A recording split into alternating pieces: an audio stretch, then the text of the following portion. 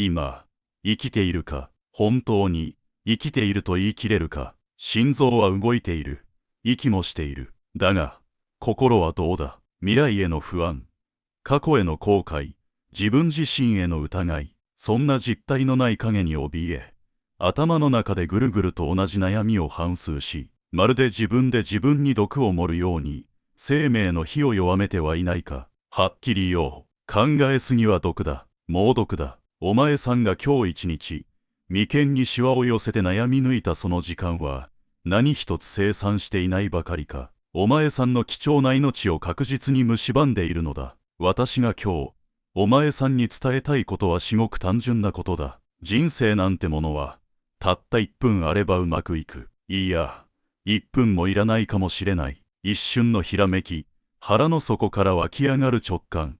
それを信じてパッと動く。ただそれだけで、人生という川の流れは、よどみなく、清らかに、そして力強く海へと注ぐようになるのだ。それを難しくこねくり回して、ああでもない、こうでもないと思考の迷路に入り込むから、人生が複雑怪奇な苦行のように思えてくる。いいか、よく聞きなさい。お前さんの悩みの大半は、事実ではない。お前さんの頭が勝手に作り出した悪夢のような幻影に過ぎないのだ。私は長い年月、多くの人間を見てきた。東西古今、あらゆる書物を読み、あらゆる修羅場をくぐり抜け、人間の本質というものを、この目で、この肌で感じ取ってきた。その中で確信した真理がある。それは、運命は、その人の心の通りの形になるということだ。そして、うまくいかない人間、不幸な人間というのは、例外なく思考の迷路に迷い込んでいる。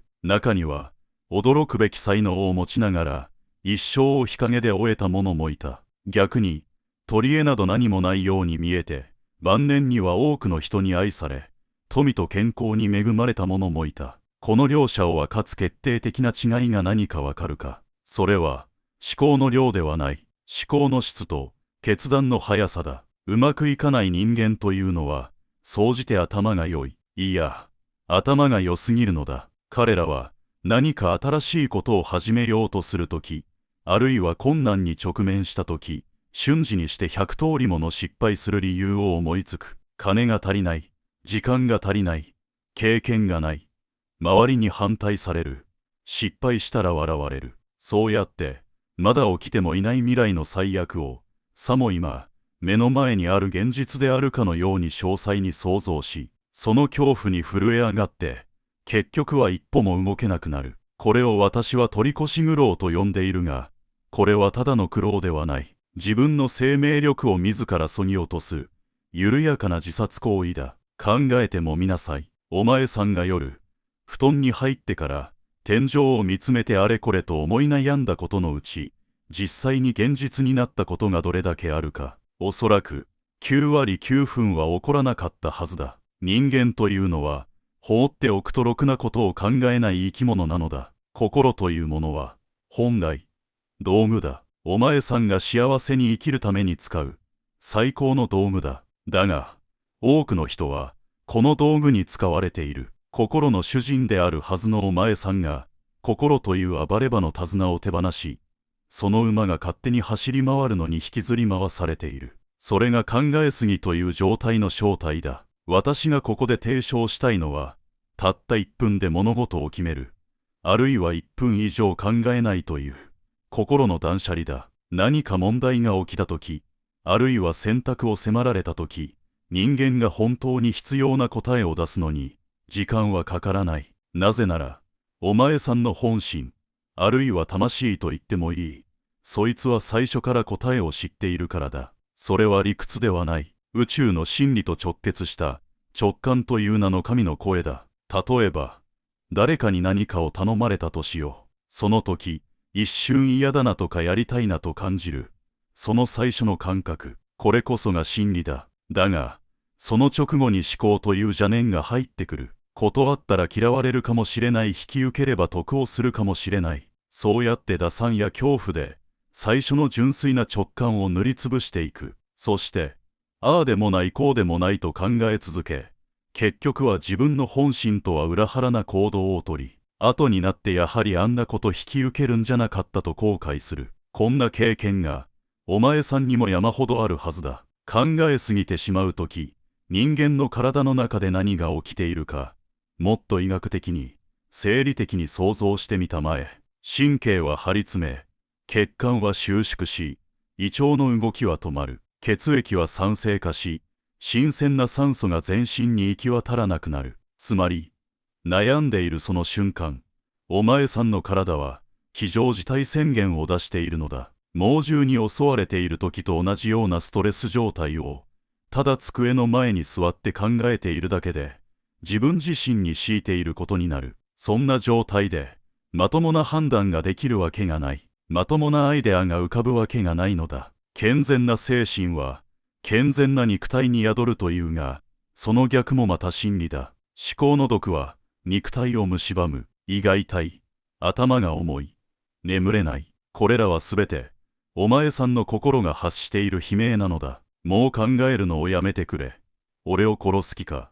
という、細胞一つ一つの絶叫なのだ。人間関係においても、この考えすぎという毒は、あらゆる絆を破壊する。相手の何気ない一言、ちょっとした表情の変化を、まるで探偵のように分析し始める。あの目は私を軽蔑しているのではないか。あの言葉の裏には悪意があるのではないか。そうやって疑心暗鬼という黒い雲を心に広げ、相手を色眼鏡で見るようになる。すると不思議なことに、相手もそれを敏感に察知し、本当に関係が悪化していくのだ。これは相手が悪いのではない。お前さんが自分の心の中で作り出した疑いという化け物が、現実世界に実体化して襲いかかってきただけなのだ。相手の腹の内など、いくら考えたってわかるわけがない。わからないものをわかろうとして脳をすり減らすのは、暗闇の中で黒いカラスを探すようなものだ。無駄骨だ。相手が何を考えていようと、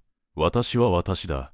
私は誠意を持って接するだけだと腹をくくれば、人間関係の悩みなど無産無償する。では、どうすればいいのか。答えはシンプルだ。今に集中することだ。徹底的に、今この瞬間に生きるのだ。考えすぎというのは、常に心が今にいない状態を指す。心は過去の失敗を悔やむか、未来の不安を恐れるか、どちらかに飛んでしまっている。だが、私たちが生きることができるのは、過去でも未来でもない。この今という瞬間だけだ。今、目の前にある仕事。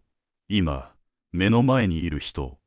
今、口にしている食事。そこに全神経をつぎ込むのだ。食事をしているときに、明日の仕事の心配をするな。風呂に入っているときに、昨日の嫌な出来事を思い出すな。それは、心を汚す行為だ。飯を食うときは、米の一粒一粒の甘さを味わい尽くすことだけに集中する。風呂に入るときは、湯の温かさが肌に染み渡る感覚だけを感じ尽くす。そうやって今に心をつなぎ止める訓練を重ねていけば、思考の暴走は必ず止まる。これを私は心身統一の第一歩と呼んでいる。心が今ここにあり、体が今ここにある。その一致した状態こそが、最強のパフォーマンスを生み出すのだ。私が1分でうまくいくというのは、何も魔法の話をしているわけではない。1分以内に決断し、行動に移せば、余計な恐怖が入り込む隙間がなくなるということだ。恐怖や不安というのは、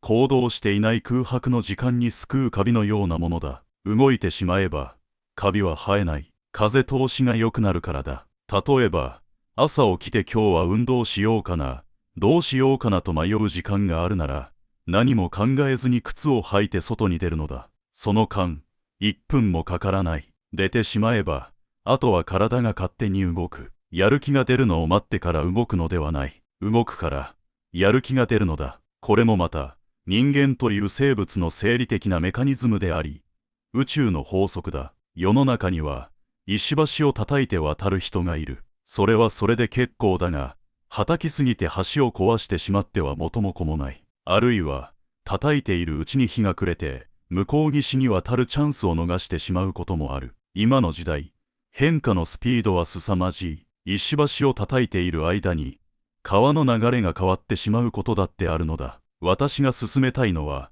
石橋だと分かったら、さっさと渡ってしまう生き方だ。いや、もっと言えば、橋がなかろうが、飛び込んで泳いで渡るくらいの気概を持つことだ。万が一、橋が崩れたらどうするか。その時はその時だ。泳げばいい。落ちてから考えればいいのだ。まだ落ちてもいないのに、溺れる心配をしてどうする。人生において、本当に取り返しのつかない失敗など、そうそうあるものではない。失敗したと思っても、それはこの方法ではうまくいかないということを学んだという、一つの成功なのだ。発明王エジソンも言っていたではないか。失敗ではない。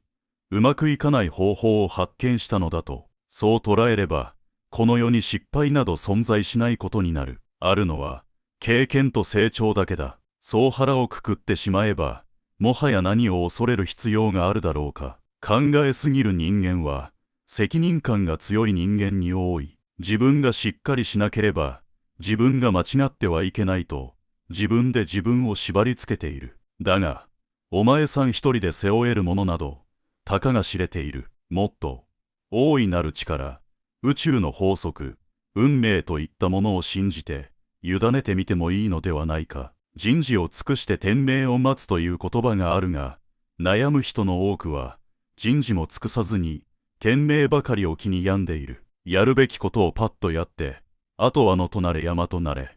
というくらいの図太さが、現代人には必要だ。この図太さこそが、本当の意味での信仰であり、自信なのだ。私が知っているある男の話をしよう。彼は非常に優秀な技術者だったが、常に将来への不安を口にしていた。この技術が古くなったらどうしよう、会社が倒産したらどうしよう、年金はどうなるだろう。彼はその不安に備えるために、休む間も惜しんで勉強し、貯蓄し、あらゆるリスクを計算していた。周囲からは堅実な男だと評価されていた。だが、彼は50代で病に倒れた。過労と心労が原因だ。病床で彼は私に言った。私は、来るかどうかもわからない嵐に備えて、家の壁を補強することばかりに一生を費やし、肝心の家の中でくつろぐことを忘れていました。晴れた日の青空を楽しむことを忘れていましたと。これは、笑い話ではない。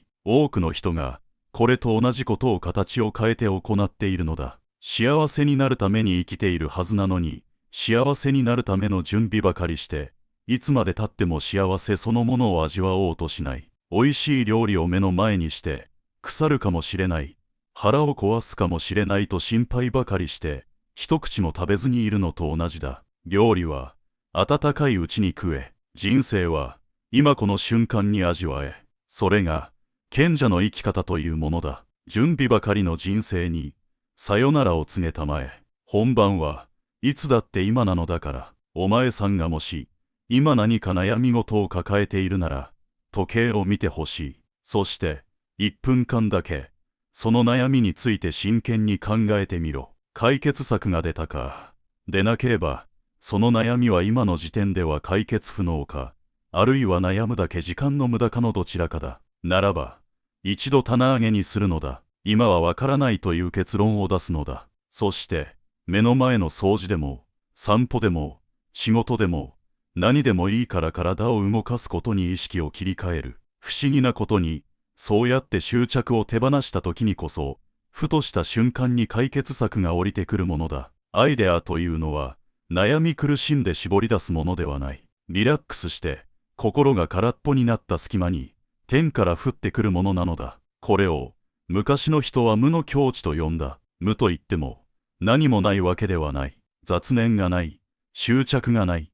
透明な心だ。その透明な心になったとき、人間は宇宙の無限の力とパイプがつながる。お前さんがうなってひねり出したちっぽけな知恵などより、はるかに偉大な知恵が流れ込んでくる。だから、考えるな、感じろ。そして、空っぽにしろ。今日から考えない練習を始めなさい。ふと、ネガティブな思考が頭をもたげたら、おっと、また毒を飲もうとしていたなと気づき、即座にその思考を断ち切るのだ。最初は難しいかもしれない。長年の癖というのは恐ろしいもので、気づけばまた悪い方へと考えてしまうだろう。だが、諦めるな。気づいたら戻す。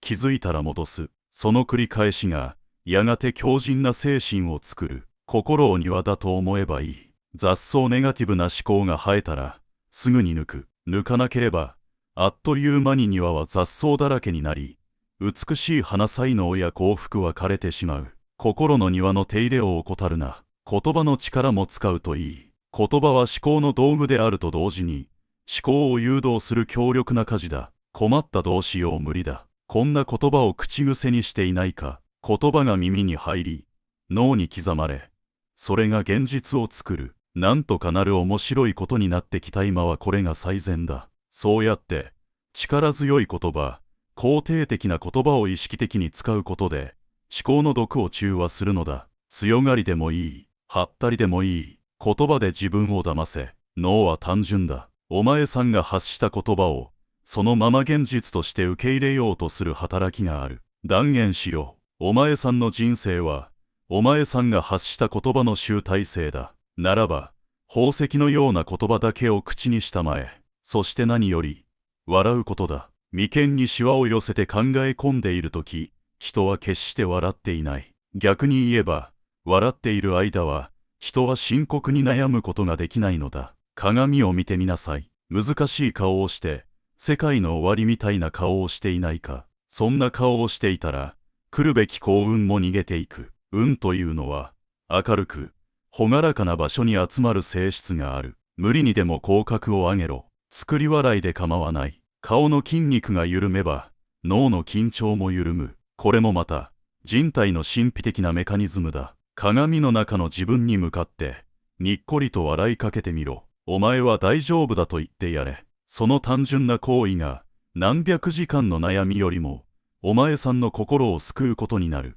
人生は、深刻になりすぎると失敗する。もっと遊び心を持って、ゲームのように楽しめばいいのだ。困難が来たらさ、どう攻略してやろうかとにやりと笑うくらいの余裕を持て。失敗したらなるほど、そうきたかと面白がれ。この世は、お前さんの魂を磨くための壮大な道場であり、同時に遊び場でもある。苦しむために生まれてきたわけではない。喜び、学び、そして成長するために、私たちはここにいるのだ。お前さんの中に眠る力は、お前さんが思っているよりもずっと強大だ。これを潜在意識と呼ぶ者もいれば、仏性と呼ぶ者もいるが、名前などどうでもいい。重要なのは、その力があるということだ。だが、その力は恐怖や迷いという重しによって封印されている。考えすぎという毒を排出し、心を軽やかにしたとき、その封印は解かれる。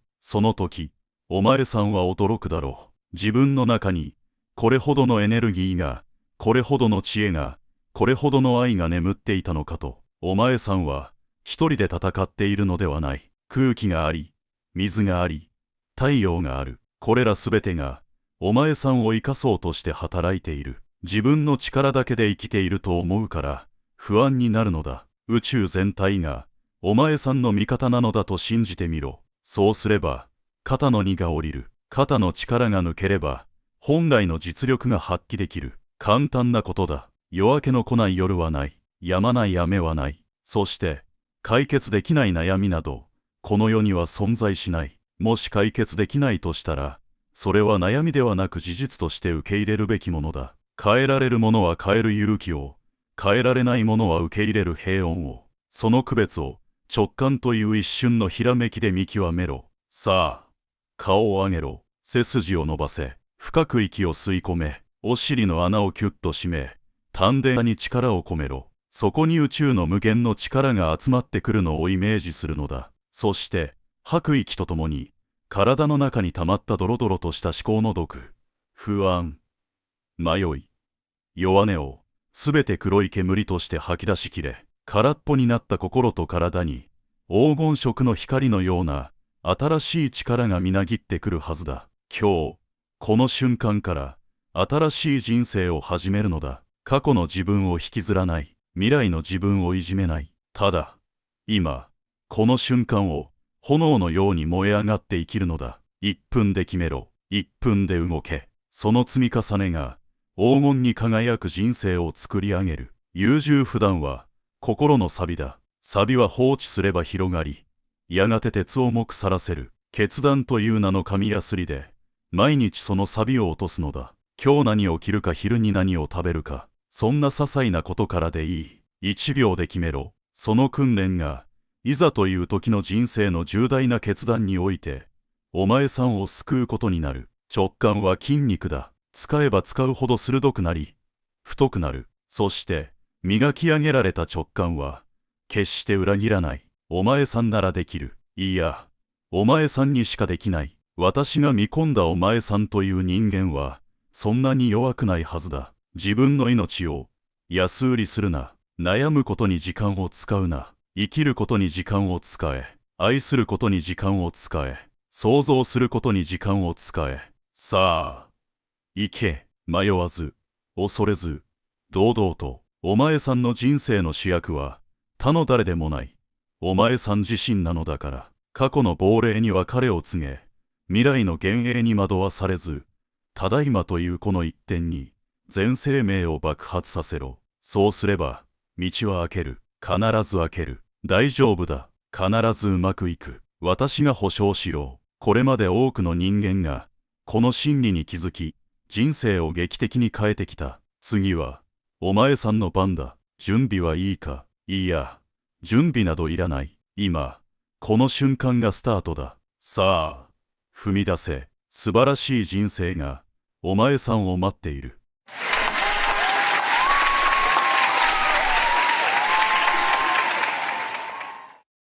I do what some people refer to as automatic writing, or I'm tuning into either my higher self or others such as Abraham. Can I trust what I'm writing, or is it possible to be tuning into craziness? You know, I mean, with what I write. Well, the most important thing about that is we don't push your pencil. That's your grid filling in with impulse. And so Esther remembers actually feeling energy in her arms. So it felt like her hands were being manipulated, but that was just the energy moving and all part of her translation process.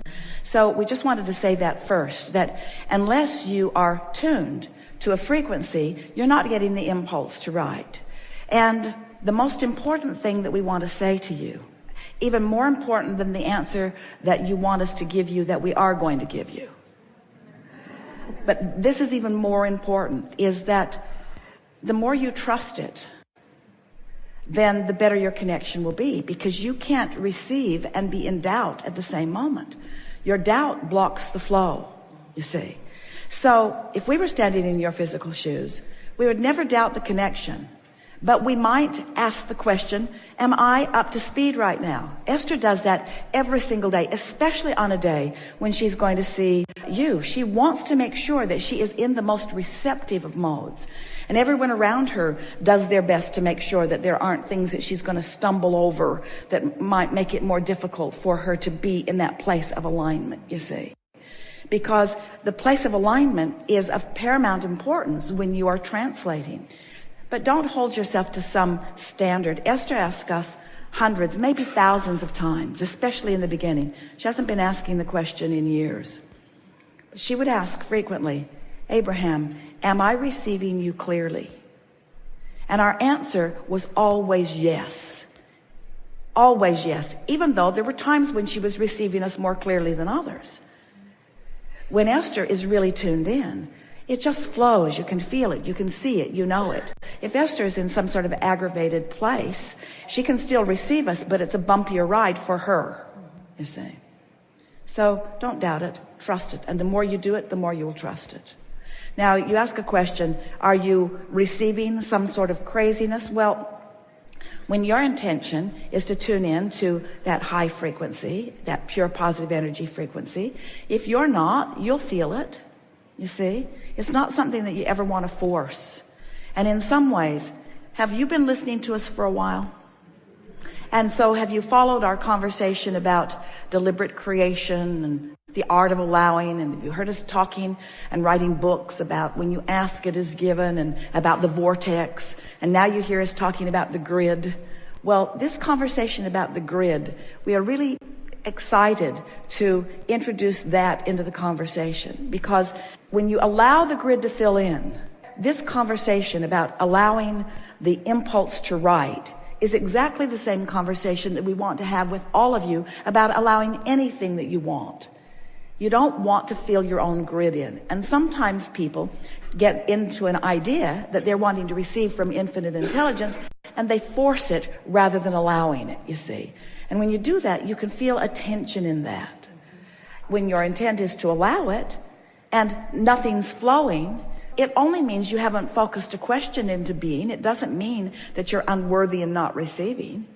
And if something isn't flowing, it means one of two things. Either you haven't focused a question into being, or you're not up to speed with the answer that you are seeking, you see. So it's always the same process. Are you following that? If anything you want isn't coming, it's always for one of two reasons. Either you haven't focused it into being enough, or you're not in a state right now of allowing what you've focused into being. And this brings us to a place that we really want to be relative to this conversation of deliberate creation. Because we talk about the three-step process. Contrast helps you to do step one, which is ask. Source answers, which is step two. The vortex and law of attraction, rounding up all those cooperative components. But your work really is step three. You must be in a place where you are allowing what you've asked for. So everything is really about that, getting to that place where you are allowing. So then sometimes you're confused. Well, where do I stand in this deliberate creation? Should I be setting goals? Should I be scripting? Should I be visualizing? What am I supposed to do about my creation? And we so want you to understand that most of what is to be done about your creation, you've already done. Most of it you've already done, because you sorted through the contrast and you launched those rockets of desires, and source answered. So most of the doing that is to be done has already been done. So now your work is simpler than doing. It's more about allowing. But what do you do? What could you do? How can you allow? Abraham, you crazy ghost, how do I allow? How do I allow without doing? Isn't focusing doing? Well, it sort of kind of is, isn't it? So here's what we want you to hear. We've not been talking about this before, but it's right where we are in this leading edge conversation. So take it and play with it and enjoy it. When you deliberately think a thought with the intention of moving towards something you want, that's sort of determined, I'm thinking about this thought. Start again. Contrast caused you to put it in the vortex. It's done. Source already answered it, so it's done, done, done, done, done, done, done, done, done, done, done, done, done. It's done, it's done, it's done, it's done. So the only question is, how are you going to get up to speed with what's done? Well, if talking about it makes you feel good, then that's getting you up to speed. If writing about it makes you feel good, then that's getting you up to speed. If imagining it and visualizing it makes you feel good, then that's getting you up to speed. So are you following us? That the majority of your work is simply for the reason of bringing yourself up to speed. Esther would say to Jerry all the time when they were driving, tell me a story. She just loved having him describe delicious things. Tell yourself stories. Tell yourself the way you want it to be. Envision it, yes, but speak about it right out loud. Talk about what you want. Isn't it nice? Don't I live in a wonderful environment? Isn't my world perfect? Aren't things always working out for me? Isn't it going to be fun when this fills in? Don't I love how the grid is filling in? In other words, use your words and use your focus. Use your molding of the clay for the purpose of talking yourself into vibrational alignment with what you are wanting. Are you hearing the distinction that we're making here? Most people think that by setting the goal, that's when they're doing the work. You already set the goal when you sifted through the contrast and put it into the vortex. So the things that you might be doing now that fall into the category of focusing or visualizing or commenting or making lists of positive aspects or rampaging or focus wheeling, anything that you're doing by directing your mind toward the positive outcome that you want now, that's just you preparing your grid for the allowance of what's already in the vortex. Can you feel the distinction? So step one, you've got step one and step three. Step one is put it in the vortex. Step three is let it come out of the vortex into your reality. Step 1, step 3. Step 1, step 3. I want it, and these are the reasons why I want it. So any conversation that you have that makes you feel more enlivened about it, haven't you ever found a really fun joke and you just want to tell it to everyone till you've looped around the second or third time and they say, enough already, I heard this from you. But don't you like to find things? Aren't there things in your life that you just keep wanting to talk about? Don't you want to just keep talking about the things that please you? Over and over and over and over and over and over again. The universe never tires. We will never say to you, we've heard it. We will never say to you, stop beating the drum of these pleasant things that you want to live. You will never hear that from us. We can't get enough of your positive reinforcement of what you're wanting. And before you know it, you've just practiced your vibration into such a powerful and maybe what you would call subtle state of positive expectation. We would use the word invincibility to best describe that. You just expect things to turn out for you. Esther will always remember taking the grandchildren to see an incredible firework display.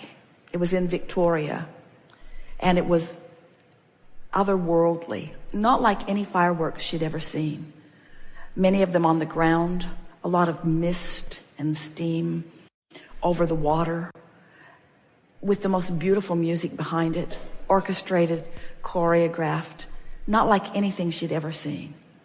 It came to a crescendo, and then another, and then another, and then another, and then another. And finally, it was finished, and everyone in the crowd had been brought to height and more height and more height and more height. It was as if the good feelings would never stop rippling through the audience. It went on and on and on. And Esther said to Laurel, that was just the best fireworks I've ever seen. How about you? And Laurel said, so far.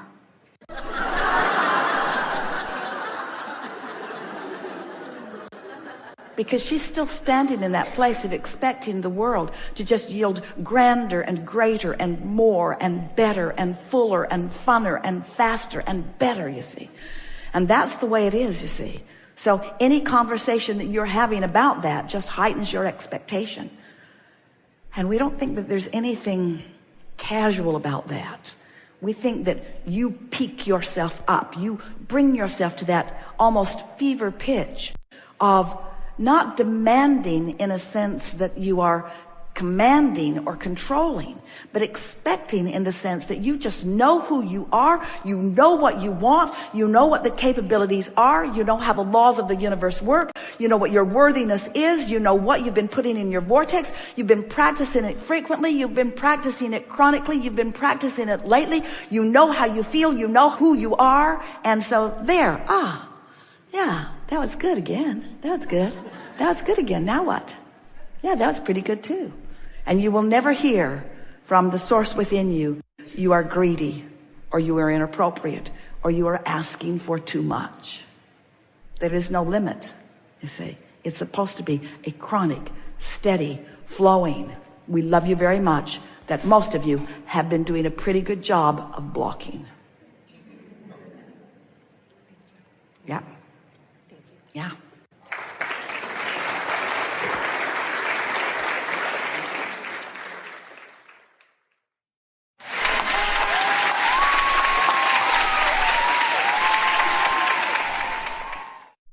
When you find an environment as magnificent as this, that inspires new desire within you all day, every day, and you simultaneously, as the new desire is exploding from you, are aware of where you stand in vibrational relationship to it, so you are bit by bit bringing yourself into alignment with each new idea as it comes, you begin to develop this steady, progressive path of delicious unfolding.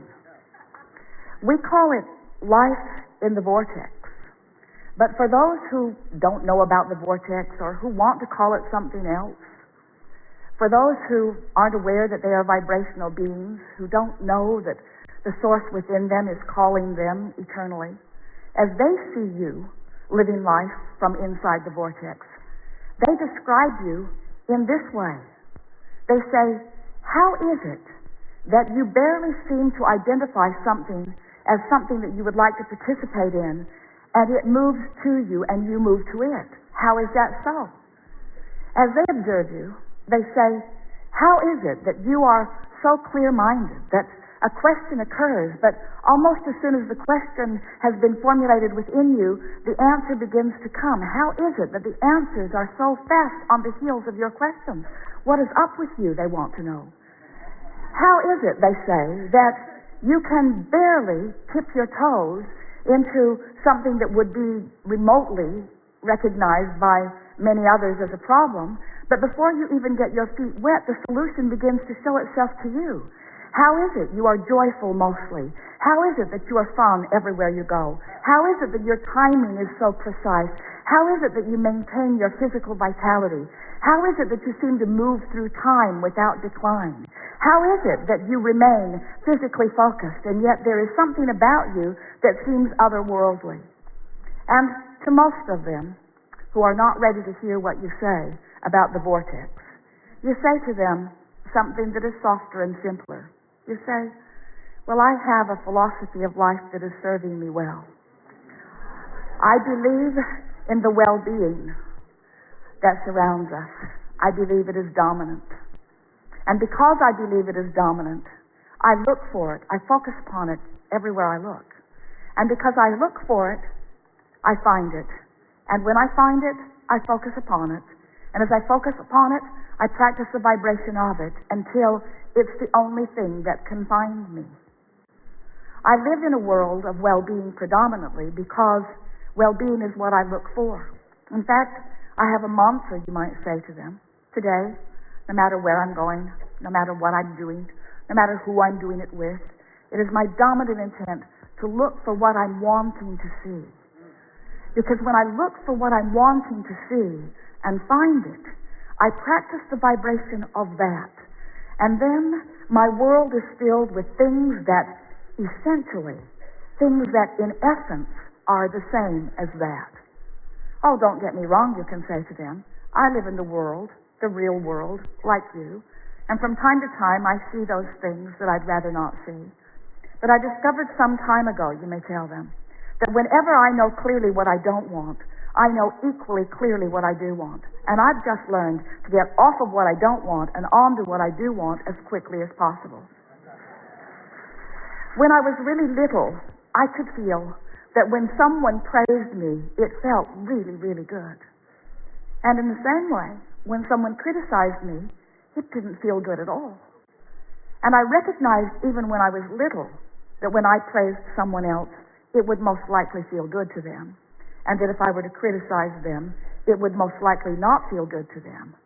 But what I was startled to discover is that every time I criticize anyone else, I don't feel good either.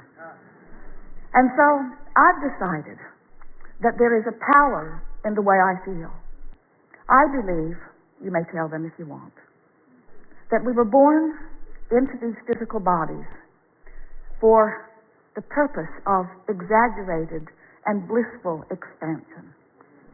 And as I participate with those who surround me, I know that it's true of me and all of them that we are doing exactly that.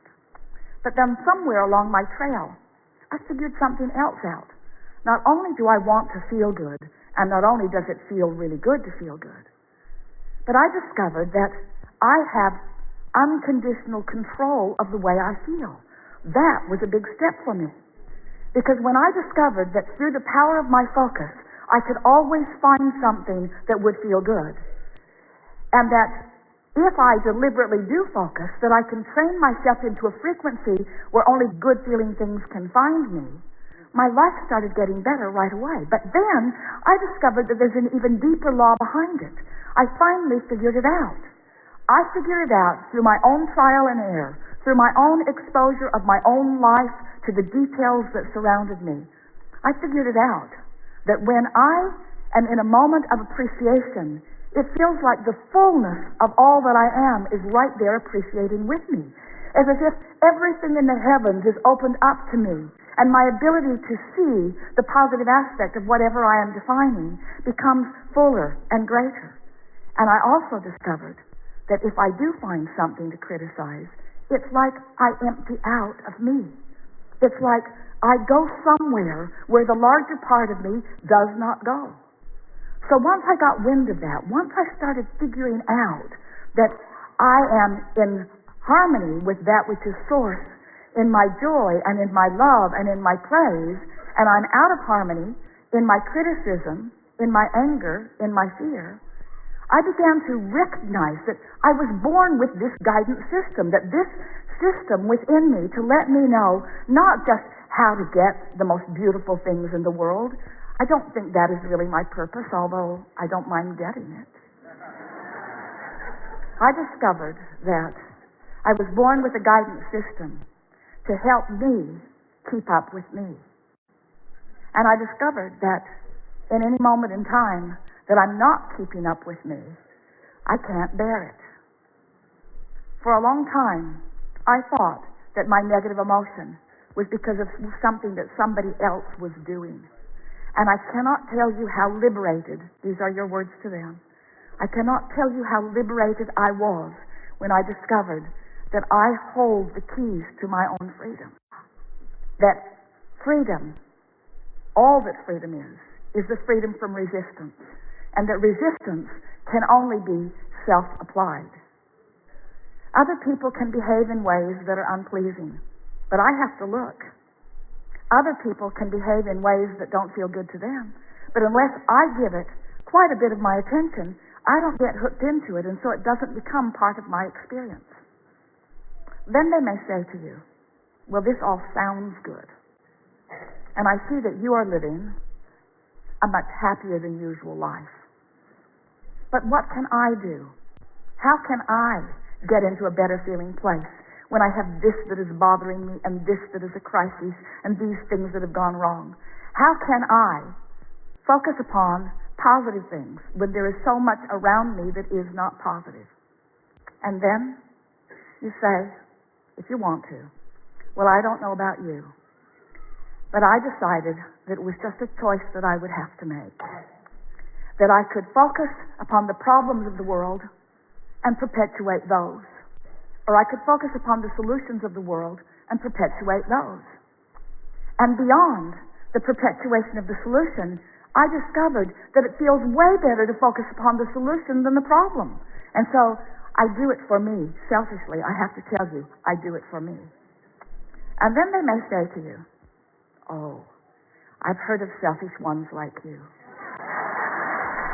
who get yourself into a good feeling place and then will not look where it does not feel good. How is it that you can put your head in the sand and not notice what's going on in the world? And then you say, oh, I notice because I was born to do that. I was born to sift through the details of life experience and to choose those things that feel the best to me. And so I want you to know, you can say to them, that I see plenty of things that I don't want to perpetuate, but I don't get hung up in the vibration of that anymore. I move quickly from what I don't want to a statement of what I do want, and then I do my very best to practice the vibration of what I want. A lot of my friends don't want to hang around with me anymore, because when they want to complain and I don't listen with any sort of sincerity, they are annoyed. Sometimes they even get their feelings hurt. And then I discovered something that kept them from getting their feelings hurt. I started practicing it one by one with friend after friend, with family members, with friends, even with people that I was just meeting standing in line someplace. I began to practice this. It goes like this. So they would say, how about that? I sure don't like that. And I would say, yes, but how about this? This is much better. At which point they would say, man, are you blind? Can't you see what's going on? And so I realized that trying to point out the positive aspects to someone who's standing in the middle of negative aspects wasn't going off very well. In fact, it just annoyed them and made them determined to not be with me. So I decided I had to go underground with it for a while. I decided that I couldn't be so overt about it. I couldn't be so in their face about it. So I just practiced in my own mind. When I would hear a complaint from someone, I would write down if I could, or remember if I could, what is it that I think they really want? Because it's pretty easy to know what someone wants when they're expressing what they don't want. And then I would practice seeing them having what they wanted rather than seeing them as not having it. I began practicing seeing them as they want to be. When someone indicated to me that they were sick, I immediately began to see them as well. And I began practicing the vibration of wellness. And then one by one, as my friends would present themselves to me, not one of them was put off by my newfound vibration, because this is the way it would play out. They would say, things aren't going well for me. And I would say, I heard about that, but then I remembered who you are. And I began practicing in my own mind. When I'm not with you, it's much easier, I have to tell you. I began practicing in my own mind who you really are. And I've discovered things about you that are so intoxicating that now I think about them, not because I'm trying to help you improve, but because it just simply feels so good for me to acknowledge who you really are and what you've really got going on. And this is the list I've made about you. These are the positive aspects of your life. This is who I know you truly to be. This is how I see you. This is how I know you. And this is why I love you, you see. It is our promise to you that as you begin practicing the positive aspects of circumstances and events, of governments, of other governments, of political parties, of people that you know, of family members, of your mothers and your fathers and your children, of your friends, of people that you have formerly called your enemies, as you begin to tune yourself to what this time-space reality is helping you to put in your vortex about them. You see, these aren't just people running around annoying you or pleasing you. These are people running around causing you to build a vortex version of you. They are the reason that you are expanding. And so when they are the reason that you're expanding and you look back at their trouble, now you're extra mad at them because first they caused you to expand and now they're holding you back from your expansion. What we want you to realize is that no one can hold you back. There is no assertion in this attraction-based universe. It is all attraction. And so, as you begin to play with this a little bit, as you accept that you are vibrational beings first and foremost, as you acknowledge that you and everyone that you are interacting with is causing you to build this magnificent vortex of creation, and that the source within you dwells there and experiences the fullness of all that you have asked for. And as you, little by little, tune yourself to the frequency of that vibration, what you will begin to notice first is that you just feel better. The edge will just lift up off of you. Next, you'll begin to notice that wonderful ideas are flowing to you. You'll begin to notice that your memories of your past are changing, where the good memories are coming forward and the memories that were not so good fade and you can hardly remember them at all. You'll begin to notice that people around you are on your vibrational wavelength. You'll begin to notice that you're thinking something and someone right next to you, even somebody that you don't know very well, will verbalize it, and you'll look at them and feel such camaraderie, such harmony, such co-creative connectivity. You'll say to them, you may not believe this, but I was just thinking those exact thoughts. We are so on the same vibrational wavelength. And then, not only will the ideas flow, but connections of all kinds will begin to appear in your experience.